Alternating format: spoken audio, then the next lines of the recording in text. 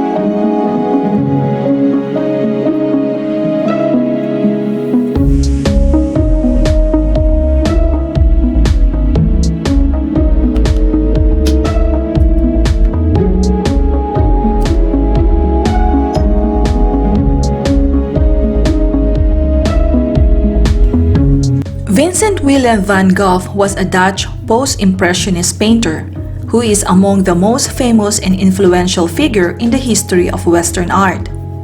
Van Gogh only started painting at the age of 27 and was mostly self-taught.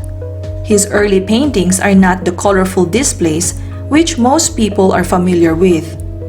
When he started painting, he used a dull palette of colors, mostly still lifes and depiction of peasant laborers, and the hard realities of life like poverty and financial hardship.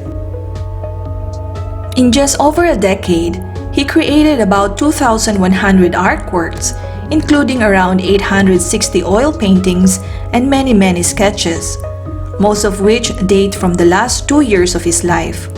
They include landscapes, still lifes, portraits and self-portraits, and are characterized by bold colors and dramatic, impulsive, and expressive brushworks that contributed to the foundations of modern art.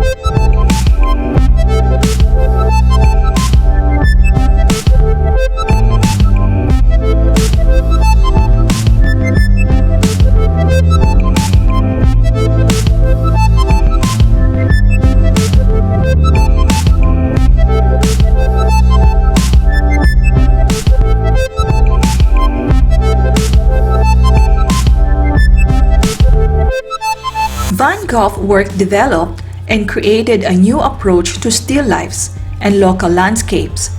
His paintings grew brighter in colors as he developed a style that became fully realized during his stay in Arles in the south of France in 1888. During this period, he broadened his subject matter to include series of olive trees, wheat fields, and sunflowers. Van Gogh's reputation began to grow in the early 20th century as element of his painting style. He attained widespread critical, commercial, and popular success over the ensuing decades.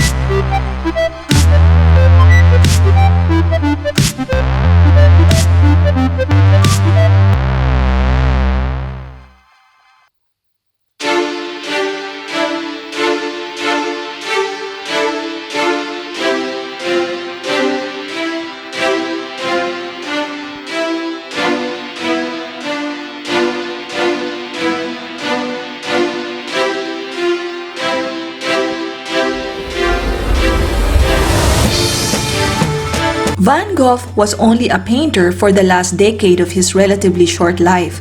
Before painting, he tried his hand at many other careers, such as an art dealer, a school teacher, and a preacher. He had little success in any of these areas and announced himself as an artist in a letter to his younger brother Theo, who supported him financially. He did not experience much commercial success during his lifetime and was troubled by mental illness and for most of his life and spent time in psychiatric hospitals. On July 27, 1890, Van Gogh shot himself in the chest due to his ongoing mental illness and died 2 days after.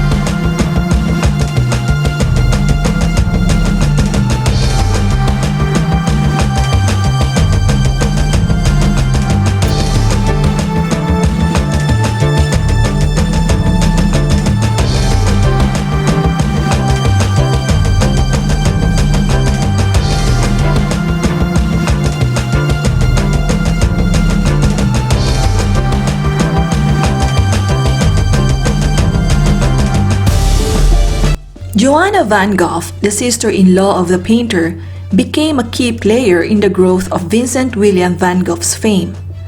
After the death of Vincent van Gogh and her husband, she donated Van Gogh's work to various early retrospective exhibitions. The legacy and renown of Vincent van Gogh began to spread in the years after his death, first in the Netherlands and Germany and then throughout Europe.